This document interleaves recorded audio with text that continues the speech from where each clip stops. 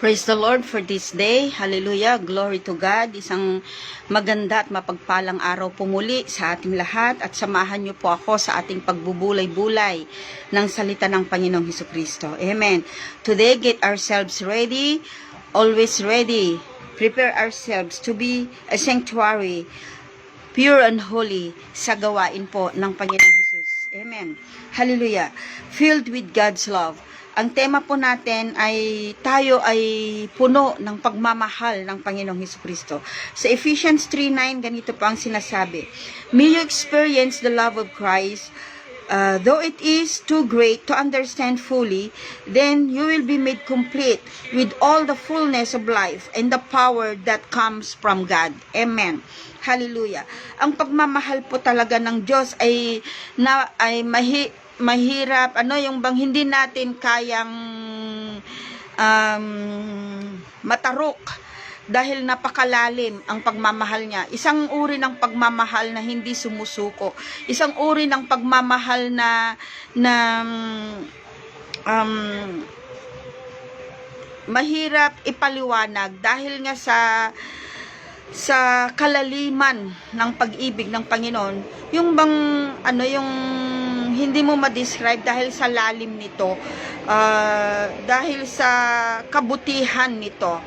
Hallelujah. Kaya nga sabi dito sa 3:9, may you experience the love of Christ, though it is too great to understand fully. It is too great to understand fully, then you will be made complete. Amen. Mayroon tayong natakal noon that the love of God, hallelujah, is complete. Yun po kasi yung nagpapakumpleto ng ating pagkatao. Amen. Hallelujah. Then you will be made complete with all the fullness. See, with all the fullness of life and the power that comes from God. So, yung fullness of life na yon, it is come from God. Yung kapangyarihan lamang po ng Diyos ang makakapagpabuo nun po sa atin. Amen. God's love is sacrificial. He doesn't just fulfill. He doesn't just feel it. Yung hindi lang niya ito ramdam o hindi lang niya alam na mahal niya tayo, kundi ito ay ginawa niya, umaksyon siya. Kaya yung pagmamahal ng Diyos sa atin ay may kasamang gawa. Gumawa siya para sa atin. Kagaya ng pagbibigay niya ng buhay niya sa krus dahil sa kapahamakan, ang bunga ng kasalanan, at yung kasalanan na yon ay pumasa sa lahat ng tao. Kaya nga kahit sabihin nating mabuti tayong tao, wala tayong inaapakan, wala tayong inaargabyado, pero ang sabi pa rin ng Bible, Romans 3:23, 6:23, lahat po yan, ang sabi ng Bible, for all have sinned and fall short of the glory of God. Lahat daw po tayo ay nagkasala at hindi nakaabot sa kaluwalhatian ng Diyos. Kaya sa pamamagitan nun, hallelujah, at ang sabing ganyan, for the wages of sin is death, but the free gift of God is life eternal. So, hindi lang po alam ng Diyos na mahal niya ang kanyang mga nilalang, kundi siya po ay gumawa ng kaparaanan para tayo ay magkaroon ng tunay na kaligtasan. Amen. Sa pamamagitan ng pagtanggap sa Kanya bilang Diyos, Panginoon at sariling tagapagligtas, hallelujah, ang Espiritu niya ay kikilos sa ating mga buhay. Mananahan siyang kasama natin. At kung nananahan siyang kasama natin, hindi tayo mapapariwara. Kasi ang kalooban niya ang siyang mamumutawi. Kasi lagi tayong makikipag-ugnayan sa Kanya. Lagi tayong nakikipag-ugnayan sa Panginoong Hesukristo. Lagi tayong humihingi ng ganyang gabay at kaparaanan. Lagi tayong nagpapasakop sa kaparaanan ng Diyos. Sa paraang yon, hallelujah, na paggabay sa atin ng Panginoon, hindi tayo mapapariwara. Amen. Hallelujah. Yun po yung pagmamahal ng Diyos sa atin. Ginagawa tayong mabuting tao. Ginagawa ng Diyos na tama ang ating daan para nang sa ganun makamtab natin ang tunay na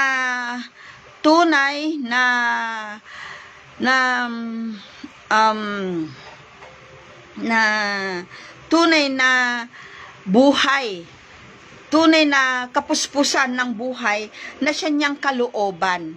Amen. Ang kapuspusan ng buhay, ang kalooban ng Diyos para sa atin. So, hindi lang niya alam, hindi lang niya naramdaman na mahal niya ang tao, kundi gumawa siya, kumilos siya para sa kabuuan ng pagmamahal ng Diyos sa ating buhay sa pamamagitan ng pagbibigay niya mismo ng kanyang buhay. Hallelujah. Sa pamamagitan ng kamatayan niya sa krus at muli niyang pagkabuhay. Amen. Hallelujah. So, hindi niya lang ito ramdam. Gumawa siya para dito. At yan ay nagpapatuloy hanggang ngayon. Everyday nagpapatuloy yan. As long as we seek first the kingdom of God and His righteousness, at ang lahat ng bagay ay isusunod sa atin. Ano yung seek God? Seek ye first the kingdom of God. Hindi lang po araw ng linggo yon. Kagaya ngayon, linggo. Pag sinabing seek first, ang isip kaagad natin, dapat dumalo tayo ng church. So, yung verse na yon, it's not specifically given at gagamitin lang sa araw po ng Sabat, kundi yan ay gagamitin natin sa bawat desisyon, sa bawat kilos, sa bawat galaw po natin. Yung ating total man. Amen. Hallelujah. Amen. It is consistent and enduring. Hallelujah. It is steadfast and eternal. Consistent and enduring. Kasi in-endure ng Lord yung pagbabata niya sa krus. Yung sa krus of Calvary, in-endure niya yon. At enduring pa rin hanggang ngayon. Kasi buong tiyaga, buong pagmamahal na inaalalayan at ginagabayan tayo ng Panginoong Hesukristo. Hallelujah. Sa kabila ng ating hindi pagiging perpekto sa harapan niya, sa kabila ng tayo ay nagkakasala at nakakasuway, hallelujah, nandyan pa rin siya. Sa kabila ng, sabi nga nung kanta, how many times have I broken your heart? Still, you forgive. Sa kabila nun, ang Panginoong Hesus, hallelujah, ay matyagang nag-aantay pa rin sa atin. Amen. Sa Romans 8:38-39, ang sabi nga doon, nothing can separate us from the love of Christ. Hindi ang kahirapan, hindi ang anumang bagay sa mundong ito ang makakapaghiwalay sa atin sa pag-ibig ng Diyos. Ang meaning po na ang Diyos ay nandyan palagi sa atin, matyagang nag-aantay sa atin, matyagang nagmamatsyag sa atin, matyagang umaalalay sa atin. Hallelujah. Kaya nararapat din po na magbalik tayo ng pasasalamat at papuri sa ating Panginoong Hesukristo. Amen. Hallelujah. At sabi din po doon sa 1 John 4:8, God is love. Sa Hosea 14:4, ang sabi doon, His love knows no boundary. Amen. Sa 1 Corinthians 13:7-8, walang limit, hindi limitado at walang wakas ang pagmamahal ng Diyos sa atin. Amen. Hallelujah. Sa Lamentation 3:22, ganito ang sinabi, the steadfast love of the Lord never ceases. Yan. Hindi napapagod. His mercies never come to an end. Ang kanyang kaawaan ay walang hangganan. Hallelujah. They are new every morning. Great is their faithfulness. Sobra ang katapatan ng Diyos sa atin. Sobra ang kanyang pagmamahal sa atin. It has no end. It never ceases. They are new every morning. So yung pagmamahal ng Panginoon sa atin ay sariwa araw-araw. It's not renewable. Kasi pag nare-renew, ang ibig sabihin nun, dati na no?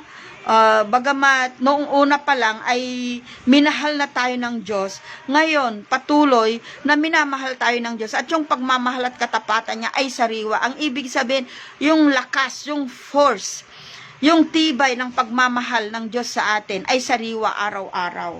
Amen. Sa Jeremiah 31:3 ang sabi, long ago the Lord said to Israel, I have loved you.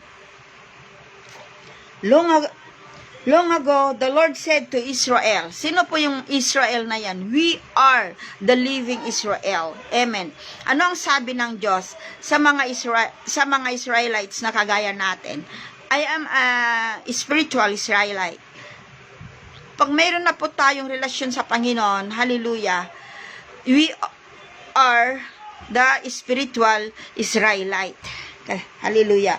I have loved you, my people, with an everlasting love. Therefore, I have continued my faithfulness to you. Tingnan po natin nagpapatuloy ang katapatan ng Diyos sa atin dahil mahal niya tayo. Amen. Dahil mahal niya ang kanyang mga nilalang. Love of Christ and our love to God. Amen. Ano rin ang nagagawa ng pagmamahal ng Diyos sa atin? Ang nagagawa ng pagmamahal ng Diyos sa atin, when we are filled with God's love, we can see, we can understand things that we could not otherwise do or see. Yung bang hindi natin may mga bagay-bagay na hindi natin maunawaan, lalo na yung mga nangyayari sa atin. Mabisang example dyan, yung mga hindi pantay na pagtatrato, yung ganon, yung unfairness, yung mga bagay na ganon, hallelujah. Pag ang Diyos ay sumasa atin, yung punong-puno tayo ng pagmamahal ng Panginoong Hesukristo, yung pagmamahal ng Panginoon sa atin, yun yung magpapaunawa sa atin para, yun yung magpapa-able sa atin. Para nang sa ganun, magkaroon tayo ng kaunawaan sa mga bagay-bagay. Kasi, kung minsan kaya hindi tayo nakakapag-react ng tama dahil yung sabi niyang ganyan ng Bible, for the lack of wisdom, my people perish because lack of wisdom. Yan. Pero kung punong-puno tayo ng pagmamahal ng Panginoong Hesukristo, kasi ang pagmamahal niya ay available lagi, at sabi niya sariwa kada umaga. At sabi, hindi nagmamaliw. It has no end, walang boundary, hallelujah. It is steadfast. Ano pa ba yung mga sinabi niya? Consistent and enduring, sacrificial. Hallelujah. Yung tutulungan tayo ng Diyos, siya yung tutulong sa atin. It will enable us to understand, to see the way how He sees things, and to feel the way how He felt things. Amen. Hallelujah. Kaya, nakaka-enjoy tayo. Kaya, yun yung tumutulong din sa atin para mag-endure ng pain. Kasi maraming pain ang pwedeng idulot sa atin ng mundong ito. Hallelujah. Yung nasasaktan ka dahil, for example lang po yung nasasaktan tayo dahil nakikita natin na hindi pantay ang pagtrato, yung mga ganon, yung nasasaktan tayo because of unfairness, nasasaktan tayo dahil sa mga bintang o anumang bagay na nagdudulot sa atin ng sakit. Hallelujah. Ang tendency niyan bilang human magra-rise, lalabas ka agad yung pwedeng magalit sa bigla, yung ganyan na kung saan hindi ito nakakabuti. Hallelujah. Pero kung punong-puno tayo ng pag-ibig ng Panginoon, dahil sinabi rin niya, available ang pag-ibig ng Diyos lagi sa atin. Kailanman yan ay hindi nagkukulang. Hallelujah. Ang pag-ibig ng Diyos na yan, na nandito sa ating mga puso, that will help us to endure pain. Yung hindi tayo matatakot. It will help na yung takot natin ay mapunas, mapalitan yun ng tapang na nagmumula sa Diyos. Hallelujah. Amen. Oh, glory to God. Hallelujah. Sandali lang po. Ano ko lang to. Oh, hallelujah, Jesus. Amen. Yung mapapalitan yun ng pagtitiwala sa Panginoong Hesus. Yung we can forgive freely, makakapagpatawad tayo kaagad-agad, yung nawala ng memory. Alam nyo, kaya pala ng Panginoong gawin yun sa atin eh. Yung bang pag nasaktan ka, tapos mahirap kang makapagpatawad. Kasi ang katwiran natin ganito eh. Hi mate, hi Ellie, ang katwiran natin ganito eh. Yung bang, oo, nakapagpatawad na ako, pero hindi ako basta-basta makakalimot. Yung ganun ba? Kasi yung sakit nandyan pa rin. Pero, kung ang Espiritu ng Diyos ang siyang kumikilos sa atin at punong-puno tayo ng pag-ibig ng Panginoon, yung pag-ibig na yon, yung kapangyarihan na yon, yung supernatural power ng pag-ibig ng Diyos na nasa sa atin, kaya nating makalimutan, kayang burahin ng Diyos ang anumang bagay-bagay na nangyari sa atin sa nakaraan. Hallelujah! Yan po ay kapangyarihan na nanggagaling sa Diyos at hindi sa ating sarili. Amen. Hindi dahil sa kalooban lang natin, kundi ang Diyos ang naglagay nito sa ating mga buhay, sa ating mga puso. Amen. Praise the Lord. Hallelujah. We can endure pain. Filled with His love, we can endure pain, fear, forgive freely, avoid contention, renew strength, and bless and help others in ways even surprising to us. Magtataka ka na lang na bakit nakakapagbigay ka ng isang bagay na pag titignan natin sa tingin ng tao ay hindi na dapat bigyan, yung mga ganon ay hindi dapat second chance, walang dapat ganyan, yung mga ganong pangyayari po. Kasi ang pagmamahal ni Kristo ang siyang kumikilos sa atin. Pinuno tayo ng pagmamahal ni Kristo. Kaya sa mga bagay na yon, nakakaya mong tumayo sa gitna ng mga taong nagpipersecute, nakakaya nating makisalamuha, humarap, kahit alam natin na yung tao ay hindi tayo tanggap. Yung mga ganong sitwasyon po. Hallelujah. Kasi uulitin ko yung verse. Ephesians 3:9. May you experience the love of Christ. Though it is too great to understand fully, then you will be made complete with all the fullness of life and the power that comes from God. So, the power ay manggagaling lamang po sa Panginoong Hesus at siya lamang ang makakagawa nun. Sa pamamagitan nun, magagawa natin yung mga imposibleng bagay sa tao. Yan po ay kapangyarihan ng Diyos. Hallelujah. At mamamangha na rin po tayo. For example, nagawan ka ng hindi maganda, ang tagal na hindi mo nakalimutan. For years, dala-dala mo yon. Pero, nagpipray ka talaga sa Panginoon. Iniiyak mo talaga sa Panginoon na ayaw mo ang isang pangyayari na nangyari sa iyo. Ayaw mo at gusto mong makapagpatawad. Hallelujah. Gusto mong humarap sa tao, natutuo ka. Hallelujah. Yung ganon. Hallelujah.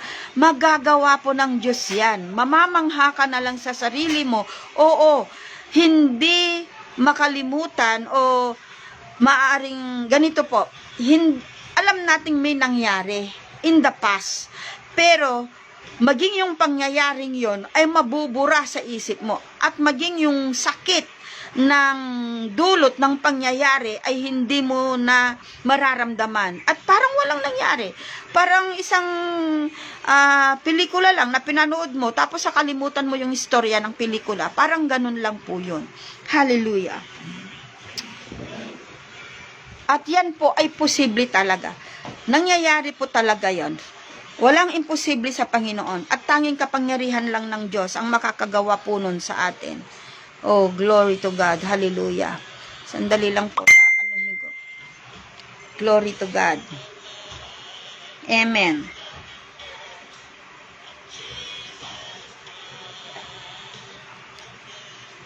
Oh, hallelujah, hallelujah, Jesus. Amen.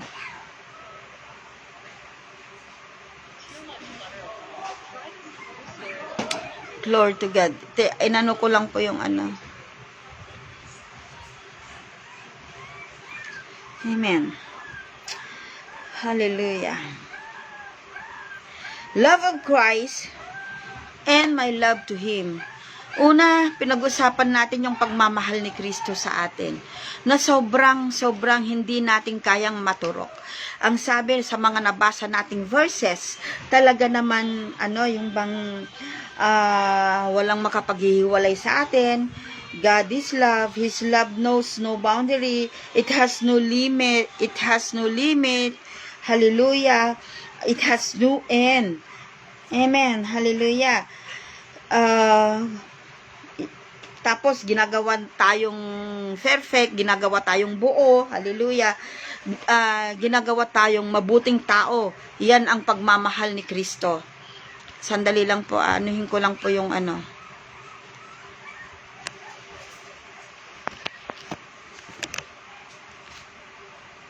Yun ang pagmamahal ni Kristo sa atin. Ngayon, pag-uusapan naman po natin yung pagmamahal natin sa Diyos. Amen. Love of Christ and my love to Him. My love to Christ, our love to Christ, enable us to go forth even though through an unfairness situations it may be. Kasi nakikita naman ng Diyos yung puso natin. Nakikita naman ng Diyos yung tunay na tayo. Amen.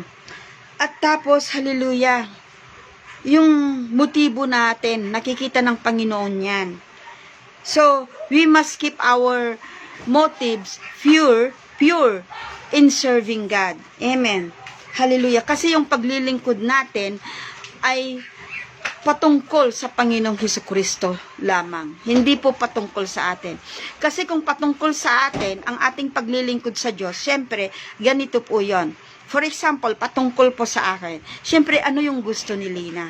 O ano yung gusto ng isang may katawan sa paglilingkod sa Panginoong Hesukristo. Kaya, sa paglilingkod natin sa Panginoong Hesukristo, hallelujah,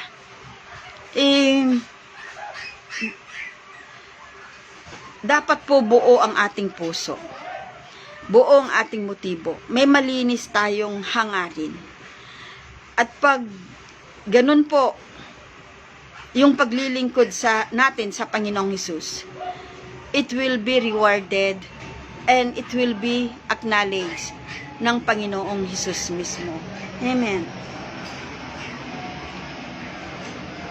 Kung buo ang ating puso at buo ang ating hangarin, ang ating motibo sa paglilingkod natin sa Panginoon, kahit anong makita natin dyan na hindi parang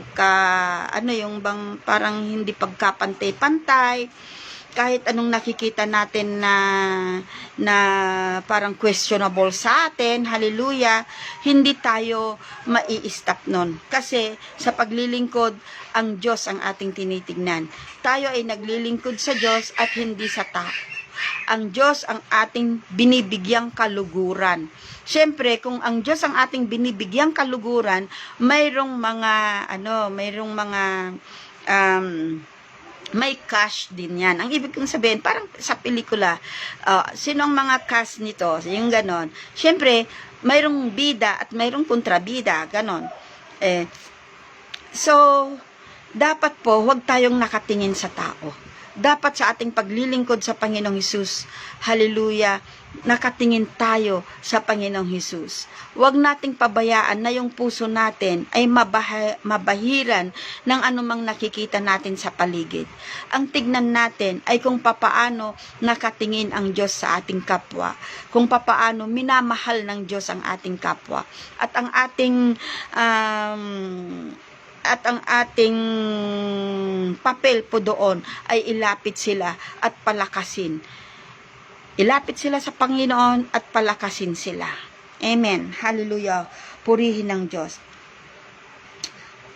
Hallelujah. Matthew 20:26. Whatever, sabi nga niyan, whoever wants to be great must be servant. Kaya kung gusto po natin na tayo ay maging great sa harapan ng Panginoong Hesukristo, hallelujah, dapat maging lingkod tayo ng lahat. Amen. Maging mabuting lingkod tayo ng katotohanan ng salita ng Panginoon. Katotohanan na nanggagaling sa Diyos. Katotohanan patungkol sa mga bagay-bagay at kalooban ng Panginoong Hesukristo. Amen. Hallelujah. Sa Luke 8:17, sabi, lahat ng bagay ay ihahayag balang araw. Bayaan po natin, tulungan tayo ng Panginoon na ang maihayag ay yung maganda nating layunin sa paglilingkod sa Panginoong Hesukristo. Magagawa po natin yan dahil ang Diyos na tumawag sa atin, siya ay tapat. At siya rin He will perform it until the day of Jesus Christ. The one that called us is faithful. So, magagawa po natin, hallelujah, na gumawa ng mga bagay-bagay na when the times comes, na i-reveal na yung mga dapat na ma-reveal para sa atin. Ang makita ng Diyos ay yung puso nating puro na naglilingkod, yung motibo nating puro sa harapan ng Panginoong Hesukristo. Kaya po yan dahil ang biyaya ng Diyos at ang tulong ng Diyos ay sapat sa ating pangangailangan. Sa Ephesians, sa aklat po ng Ephesians, ang sabi po doon, Blessed be the Lord our God, who blessed us with every spiritual blessings in heavenly realm. So, lahat ng pangangailangan natin para sa laban ng buhay, lahat ng pangangailangan natin para sa mithiing mapaluguran ang Panginoong Hesus sa buhay natin, lahat ng kakailanganin nating sandata para mapapurihan natin ang Panginoong Hesukristo at para pagdating ng araw na tayo ay haharap sa Kanya at pag i-reveal na kung ano man yung mga dapat na maihayag sa harapan ni Kristo, hallelujah, ay maihayag ito sa kapurihan ng Diyos dahil lahat ng pangangailangan natin ay ibinigay na sa atin according to Ephesians chapter 1 verse 1 and 2. Basahin ko po Ephesians. Wala po yan sa outline Sa Ephesians, sandali lang po.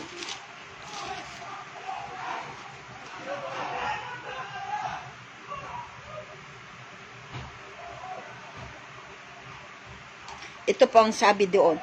Ephesians chapter 6 verse 3. Magpasalamat tayo sa Diyos at Ama ng ating Panginoong Hesukristo. Pinagkalooban niya tayo ng lahat ng pagpapalang espiritual dahil sa ating pakikipag-isa kay Kristo.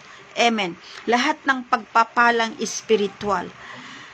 So, pinagkalooban na po tayo ng Panginoong Hesukristo. Lahat ng pagpapalang espiritual. So, makakagawa ba tayo ng maganda para sa Diyos?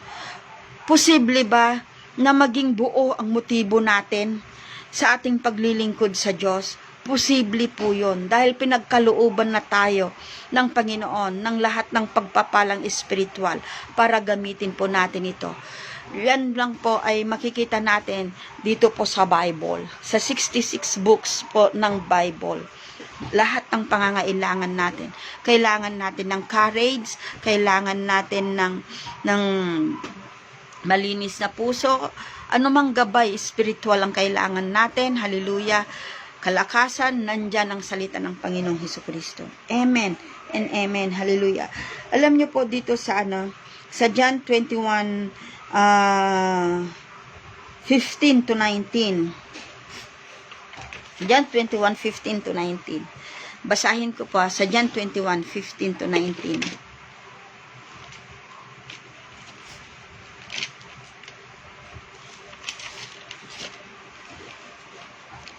John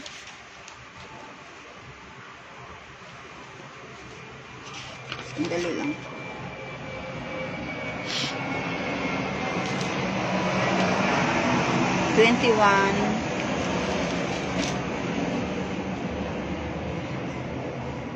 Ito po ang sinasabi. Pagkakain nila, tinanong ni Jesus si Simon Pedro, Simon, anak ni Juan, iniibig mo ba ako ng higit kaysa mga ito? Opo, Panginoon, nalalaman ninyong iniibig ko kayo. Tugon niya. Sinabi sa kanya ni Jesus, pakainin mo ang aking mga batang tupa. Muli siyang tinanong ni Jesus, Simon, anak ni Juan, iniibig mo ba ako? Sumagot si Pedro, opo, Panginoon. Nalalaman na niyong iniibig ko kayo. Ani Jesus, pangalagaan mo ang aking mga tupa. Una, pakainin. Pangalawa, pangalagaan. Amen.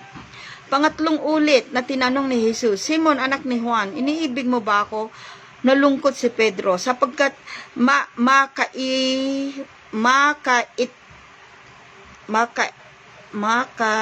makapangatlo siyang tinanong, iniibig mo ba ako? At sumagot siya, Panginoon, nalalaman po ninyo ang lahat ng bagay, na nalalaman ninyong iniibig ko kayo. Sinabi sa kanya ni Jesus, pakainin mo ang aking mga tupa. Amen. Pakainin mo. Feed my flock. Hallelujah. Feed my flock. Alam niyo kung 3 beses nang nagtanong, kung baga, ito ay napakahalaga na. Nagbibigay na siya ng emphasis dito kasi 3 beses na siyang nagtanong. Dito makikita natin yung pagmamahal at yung concern ng Panginoon sa mga tao, sa mga mananampalataya, sa ating lahat, yung concern niya sa atin. Hallelujah. Kaya tayo bilang mga anak ng Diyos, kailangang ibahagi natin ang salita ng Panginoong Hesukristo. Kailangan yung paglilingkod natin ay nakatuon sa pamantayan ng Panginoong Hesukristo. Hallelujah. Dahil ang ating paglilingkod ay si Kristo mismo. Amen. Yung reflection, yung aura, yung gloria ng Panginoon, yun po yung dapat nating taglay-taglay sa ating paglilingkod. Kayang gawin ng Diyos yan sa buhay natin. Hallelujah, purihin ng Panginoon. Manalangin po tayo. O Diyos na makapangyarihan sa lahat, salamat po sa oras na ito. Lord, ang pagmamahal mo sa amin ay labis, sobra. Ito ay sapat, Panginoon. Salamat sa biyaya mo, O Diyos, sa kabutihan mo sa aming mga buhay. Lord, tulungan mo po kami na magbigay pabalik sa iyo ng nararapat na paglilingkod. Salamat, pakalinisin mo ang puso namin at tulungan mo ang bawat isa na maging tapat, Panginoon, sa iyo. Ikaw ang maitaas, ikaw ang maitanyag po, Ama. Salamat po, O God, in Jesus' name. Amen. Alam nyo, mga kaibigan, mga kapatid, napakasarap sa pakiramdam kung nakakasunod tayo sa kalooban ng Diyos. Napakasarap sa pakiramdam na gumagawa ng mabuti at maganda sa ating kapwa. Napakasarap po sa pakiramdam na tayo ay nagdudulot, tayo ay nagiging yung dahilan ng pagiging mabuting tao ng ating kapwa. Tayo yung nagiging dahilan ng kanilang mga katugunan sa makadiyos na kaparaanan ng ating kapwa. Hallelujah. Kahit kanino ka magtanong sa mga taong nakakaranas ng pagtulong o pag-abot sa kapwa, hindi nila may ipapaliwanag ng maayos yung kanilang nararamdaman. Kasi kailanman ang pagbibigay, ang pagtulong, ang pagiging instrumento para sa katugunan ng panalangin ng iba ay walang maitumbas na pasasalamat, pananalitang pasasalamat. Kaibigan, kung gusto mong maranasan yun, hallelujah, lalong yung bang makasaysayan, makabuluhan, yung pakiramdam na yon, hallelujah, dahil sa ginawa natin yon sa mata ng Panginoong Hesukristo, sa gabay, sa pangunguna ng Panginoon. Nakakalungkot kung minsan yung salitang ganito, yung bang pag may nagbigay, nagpasalamat sa Diyos, sasabihin nung nagbigay, ako naman nagbigay nun pero sa Diyos nagpasalamat. Hallelujah. Ngayon ang challenge po dito, gusto po ba natin maranasan yung iba yung kagalakan na naramdaman mo nung ikaw ay naging katugunan ng isang panalangin o pangangailangan ng isang tao? Alam ko, mga vlogger, nagsasabi sila na pag once na nakakapagbigay sila, nagkakaroon sila ng ibang kagalakan. Kita naman sa mukha eh. Kita naman sa mga aura ng ngiti nila, na hindi lang sa harap ng kamera nila yun ginagawa. Nakita ko yun, dapat di ko sinasabi dito, pero nakita ko yung kay Sariwakwak. Na yung kagalakan kasi nakakatulong. Ngayon, kung nais mong mas higit, yung kagalakang hindi mo kayang express, yung kagalakang hindi makuntin ng isipan mo, yung kagalakang sobra na nanggagaling sa Diyos, yun yung kumpletong kagalakan. Hallelujah. Ilagay natin ang ating paglilingkod sa kamay ng Diyos para lalong maging makabuluhan ito. Sumunod ka sa panalangin ito at sasamahan ka ng Panginoon. Samahan tayo ng Panginoon sa pag-abot natin at paglilingkod natin sa ating kapwa at sa mga paglilingkod na ginagawa natin. Gawin natin siyang Diyos, Panginoon at sariling tagapagligtas ng ating buhay. Sumunod ka, kaibigan, kapatid. Hallelujah, sa panalangin ito. Panginoong Hesus, maraming salamat po. Salamat sa mga magaganda mong ginawa sa amin. Salamat sa mga napakaraming kagalakang inilalagay mo sa aming mga puso. Sa oras pong ito, gusto naming gawin ito kalakip ng iyong kapangyarihan. Nakasama ka, Panginoon. Sa gabay mo, O Diyos, sa paghahari mo. Kaya isinusuko po namin ang aming buhay sa iyo. Nanghihingi po kami ng kapatawaran sa lahat ng kasalanang nagawa namin.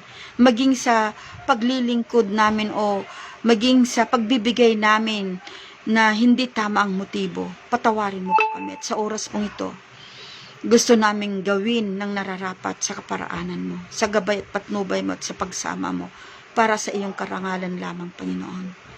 Ama, pagharian niyo po ako. Tinatanggap ko ang paghahari ng Diyos sa buhay ko. Tinatanggap kita, Panginoong Hesus, bilang Diyos, Panginoon, sariling tagapagligtas ko.